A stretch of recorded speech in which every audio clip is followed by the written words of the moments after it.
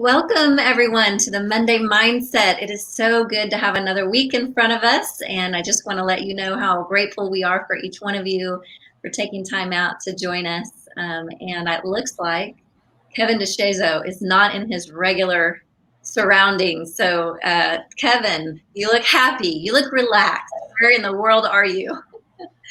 Does that mean I'm not normally happy? I'm normally angry and stressed out. And Just feels enhanced right now. That's right. That's right. No, that's right. We are. I'm in Florida on a family vacation, getting away for a few days, and just reminded how useful rest is. And we've been just like everyone else, head down for 7 months, trying to figure things out, trying to pivot, try to keep moving forward, or keep chopping wood, if you don't mind.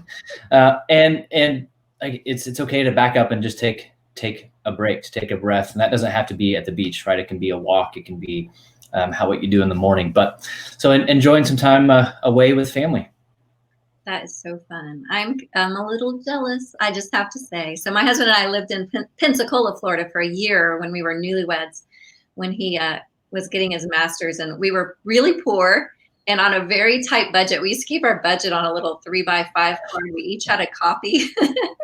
I think we budgeted $50 a month for groceries. And so we would pack a little lunch, and we had these blow up mattresses we got for $7. We would swim out, and we'd watch the Blue Angels overhead, and it was just the best. So, which is another great reminder of you just make what you can of your circumstances, right? You do what you can where you are with what you have, and you didn't know any different, right? Like, it was amazing. It was a great experience. However much money you did or didn't have, it's like, no, you were having fun. You were in the moment. There was joy. Perspective is everything. It's true. It was so much fun. Those are good memories. So, well, I know you get lots of time with your kids and your wife and your in-laws and all that. So that'll be really fun. It is. And I'm fortunate, we have great relationships with both sides of the family. And so I know these vacations can be stressful when you're away with family, but it's actually a lot of fun for us. We love each other. We get along, great conversation. So it's really good. Good. That's great. So Kevin did refer to Keep Chopping Wood. So for those of you who are new to us, he has written a book called Keep Chopping Wood, and it's really worth a read. So grab it on Amazon. It's a short book. You could read it to your kids, but it's also great for, Kevin runs our sports division here at Giant. It's called Culture Wins. And so he uses it with sports teams, collegiate teams, all age groups around the country. So grab a copy. It's a really great read. So with that, Kevin, tell us what we're going to cover today on the Monday Mindset. Yeah, so today's idea, and we've talked about this a lot with teams, with coaching people, with leading people, but I want to look at it from a self perspective as well this time. And so it's the idea of calling yourself up rather than calling yourself out. And so we say this about leading teams and leading people all the time, that you want to call people up rather than calling them out. Right? Because when you call somebody out, it leads to shame, it leads to frustration, it leads to bitterness, it leads to disconnect in a relationship. But when you call somebody up, right, there's trust, there's belief, there's commitment. Because what they're experiencing when you call them out is that they think that you're against them, right? You're trying to hold them back, you're trying to hold them down, or they think that you're for yourself, right? Maybe you're calling them out to make you look good, to make you feel good. But when you're calling them up, what they're experiencing is that you are actually for them, right? You are fighting for their highest possible good and saying, hey, you don't have to live down here. You should actually be up here. And this is how I see you. I'm not angry with you. I'm not calling you out. I'm reminding you of who you are. So let's get back up here. And what do you need from me to get you there? And I'll give a short story of how I've seen this play out, talking about sports. This was in kids' sports. And I may have told this story before, but my oldest, who's now 11, he was probably 8 or so at the time, playing soccer, and we scored a goal against a team that was not very good, and they should have stopped it, but they weren't that strong. And again, they're 8, so it's not that big of a deal. But their coach comes running out. He's like, Jeff, what is wrong with you? Jeff, the game started 5 minutes ago. You gonna show up, Jeff?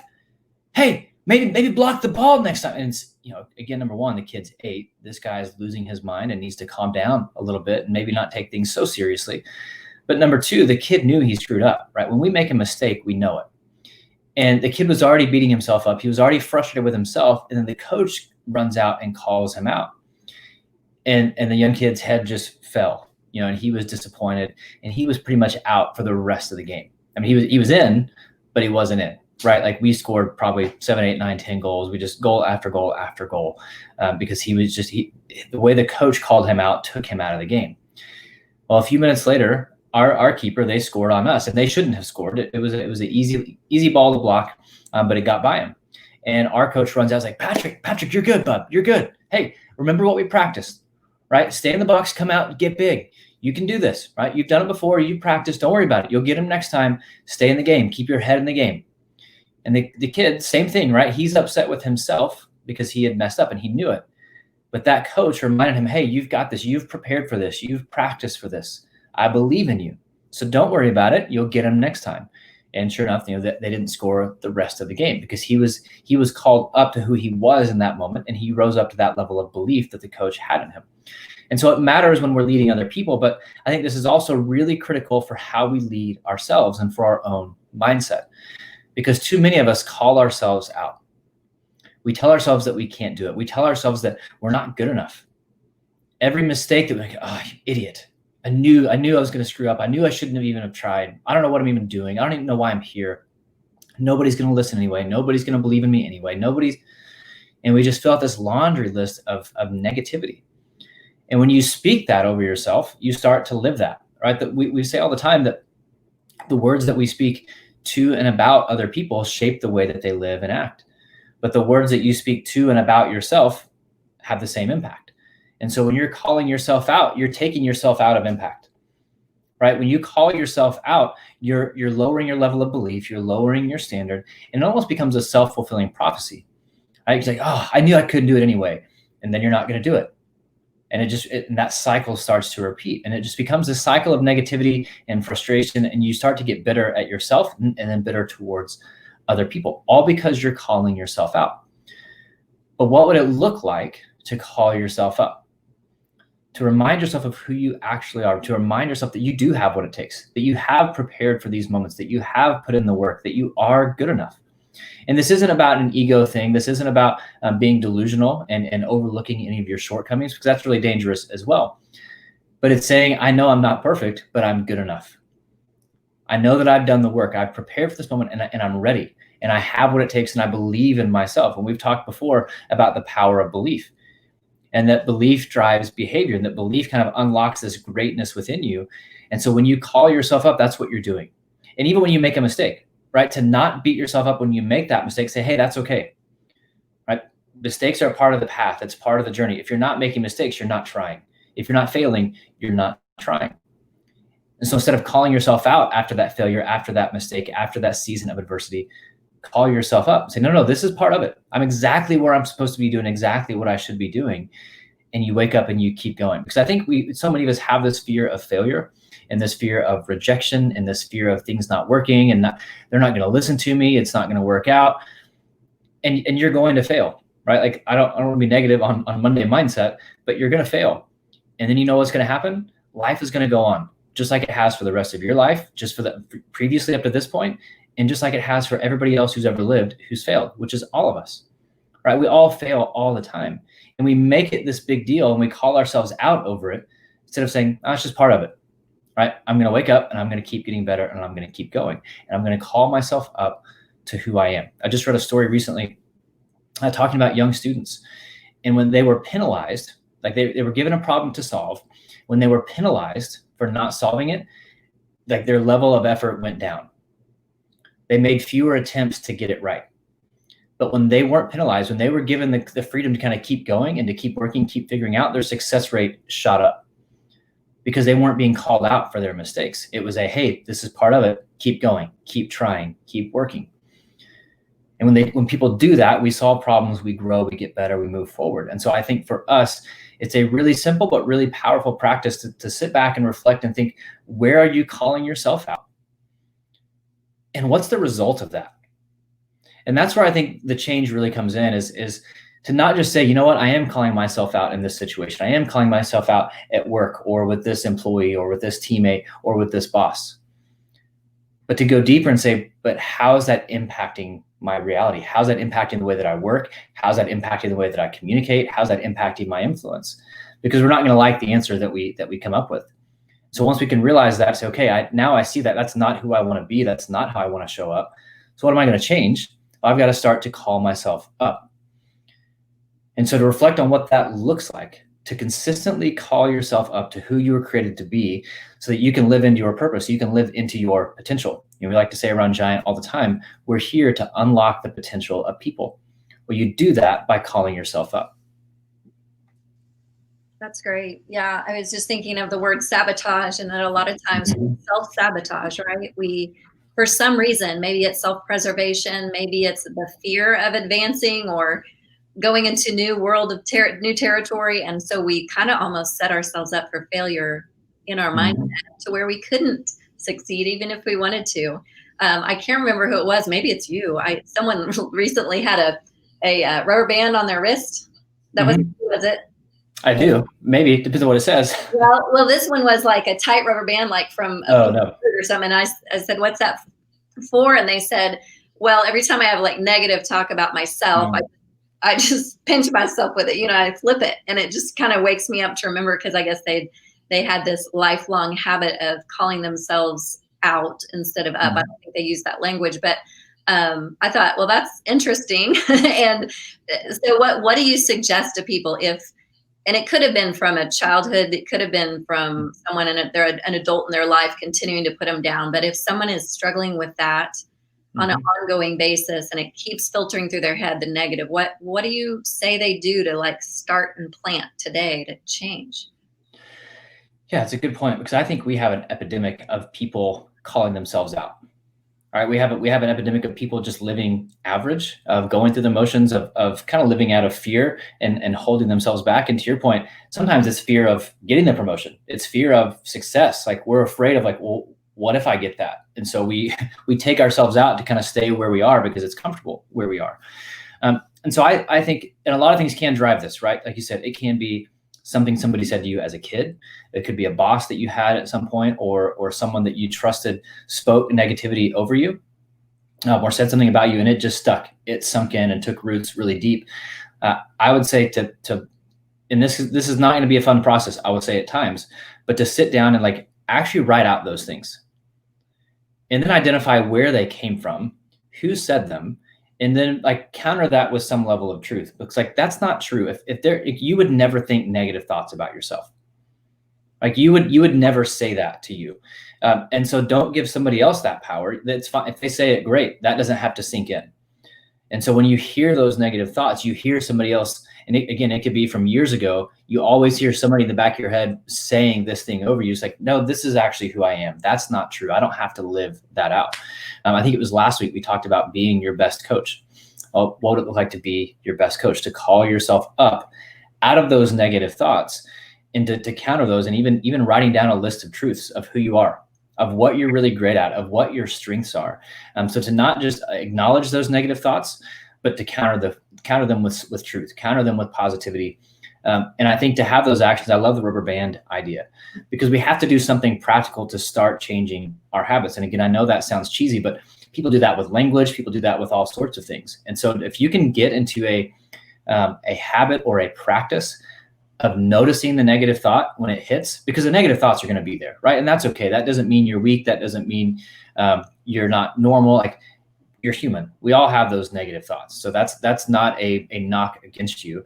It's just part of being human. But if you can recognize those thoughts when they hit and say, wait a minute, no, that's not a true thought. That's not a thought that I want to live out. Because if you can hear those negative thoughts and watch how they play out, like they're undermining your influence, they're undermining your impact. And so if those thoughts are, if a thought is having a negative impact on you, we don't need to act on it, right? We don't need to believe it. We don't need to live it. We need to counter it with something better. Same thing with food, right? If you're intaking food that's not having a good impact on your body, you would want to change the way that you eat, because you want to be healthier. You want to live longer and be stronger. The same thing with your mindset. Don't allow those negative thoughts in, right? You hear them, and then put up a block, say, no, I'm not going to live that. I'm going to go this route instead. Yeah. And I'd say added to that as well is be careful about the people you're surrounding yourself with, put boundaries around yourself. If there are people putting you down, calling you out constantly. And we need to put people in our life that will challenge us in a healthy That's way, right. but not people who are going to always call us out. And yeah, we just have to be really careful. That's So, right. Your community is so critical. Yeah, because you've got to have people who believe in you. If and I would say Giant has been. I've got several communities that have been that way in life. But Giant, I realize I've been around the Giant world now for 5 years. This weekend, and it's been a community of people who consistently call me up. All right, say no, this is who you are, and they challenge healthily. Right? It's not calling out, because if it makes you feel negative, either they delivered it wrong or it's your insecurity, right? It could be the way that you're choosing to receive it. But to surround yourself with a community of people who believe in you and call you up is so critical. So true. Yeah. So Margaret said, the fear of failure and rejection can paralyze me at times. When I call myself up and speak to my potential, it bodes well for me. And it's so true. It's just that new habit. It's like a switch. You have to turn it on. Like no more of this negative talk. I'm not having it. I was thinking a minute ago, there's just a handful of times. I don't really have a great memory, Kevin. There have been a handful of times when I've been in a situation and someone has called me out. This is so silly, and I was a grown adult. I had children of my own. I was in one of those hotels that you get the little buffet for breakfast, and I remember my kids were kind of small, and my middle son. I taught all my sons to, like, if you're in public or whatever, make sure you use your elbow to sneeze. and I tried to teach them that, and they were learning. And there was an older woman in front of us in the buffet, and my son that was in front of me, he sneezed and he did it. He did what I asked. He put his, mouth like this, and he turned away from the buffet. And she wasn't even watching us, but she turned around to him and she scolded him, which in turn scolded me because I was his mother responsible for. And she said, "You should cover your mouth when you sneeze." And I was offended, and it actually had a physiological, result on my body. It just like made me upset, and because it's like I was back as a little child in a little classroom where a teacher was calling me out. And so I think as individuals, when we call ourselves out, we get numb to it because we do it so often that we, when someone from the outside does it to us, it offends us. And it's a reaction, but we do it so often that we become numb to it. And so it's almost like we need, like you said, a community or whatever to surround ourselves with people who get us out, pull us out of that like muck, So that's right. And a lot of it is so fear driven, which is really just like it's believing it's deciding a future that hasn't even happened yet, right? Like we're taking ourselves out, calling ourselves out, deciding that this good thing can't happen. It's going to be a bad thing. This fear is driving this future event. And then it becomes a self-fulfilling prophecy. It's like, well, why not believe the best in the future? Why not believe the best in yourself? Why wouldn't you, right? Why wouldn't you believe the best in yourself and in your potential? There's no reason that you shouldn't. Again, it doesn't matter how many times you failed. You're still here. We've talked before that you overcome every obstacle that you've ever faced in your life. If you're on this call, if you listen to this at some point in time, that's true of you. Whatever you faced, you have overcome it. And so why not let that be part of your truth? You are someone who overcomes obstacles. You are someone who powers through adversity.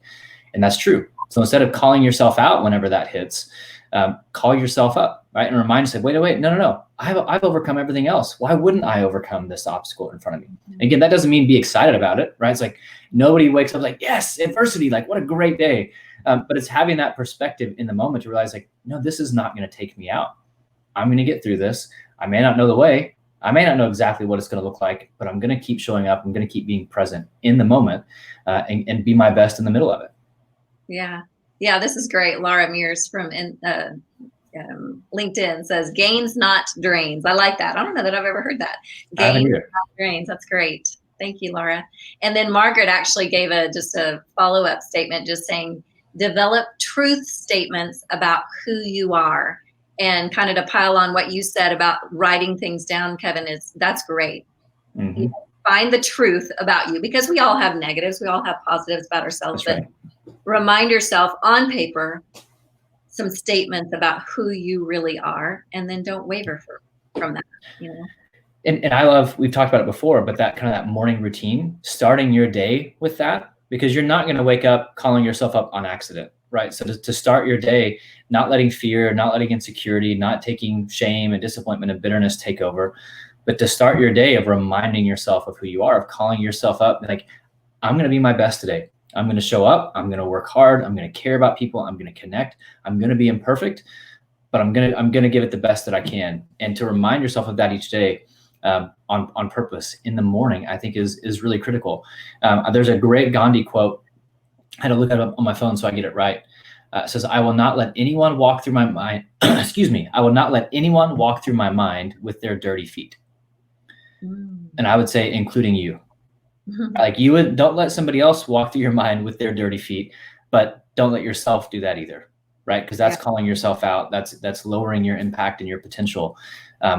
Be intentional with the way that you speak to yourself, the way that you call yourself up.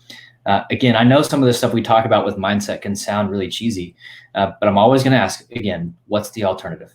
Right? We have an opportunity to make an impact. We have an opportunity to make a difference. And that doesn't mean change the world, right? In some big grand scheme.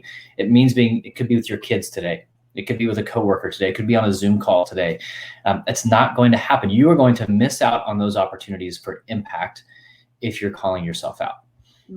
And so I don't know if this is healthy. That's one of the things that drives me to try to be in a better mental space and have a better mindset, is like, I can think back of opportunities that I missed.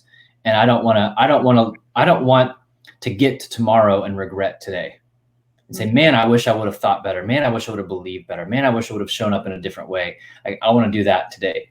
And so it's almost a fear of not doing that is kind of what drives me. It's not a fear of failure. It's a fear of failing in that way, right? A fear of failing to not show up on purpose and have the right mindset. That's good. I meant to have both of us here. There, I want to look at the tool one more time, because I know when you're coaching folks and you're using this tool, you ask the question, am I for me or am I against me? Are you for yourself? And so when you're talking about others, you're for them, right? That's when right. You're talking about yourself, you think, am I for myself? I mean, and there's, of course, there's the people that you don't want to be around because they're so for themselves. They don't even see their blind spots. They're arrogant. That's not what we're saying, right? Are you actually rooting for yourself? Are you trying to find success, or like we said before, is it sabotage? That's right. Are you fighting for your highest possible good? And again, that's not a selfish thing. It can be, right? You can use that to manipulate and ego and all sorts of other things. But in the healthiest way, you want to be fighting for the highest possible good of those you lead, but you also want to be fighting for your highest good. And what you're actually doing by fighting for your highest possible good is fighting for the highest good of those you lead, because that allows you to show up at your best, right? They're going to get the best version of you, which is fighting for their highest good. So there's a humility in that of saying, no, I am for me. I am going to cheer me on. I do want success for me, not in a selfish way, but because success for me looks like multiplying success and impact for those around me. And we ask the question all the time, what's it like to be on the other side of your leadership? Well, what about when you're leading you, right? What's it like to be on the other side of your leadership as you're leading you? Is it dominating? Is it liberating? Is it protecting? Is it abdicating?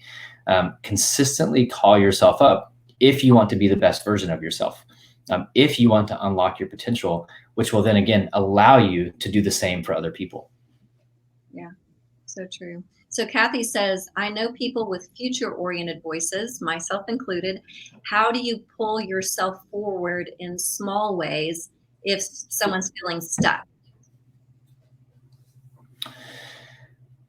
So essentially, as a future-thinking, forward-thinking person, how do I get unstuck? How do I keep showing up when I feel stuck? I think for me, it's a reminder of the vision, right? It's things can be difficult right now. I can feel like there's not progress, but I have to remind myself of where I'm going, and that it's going to take time.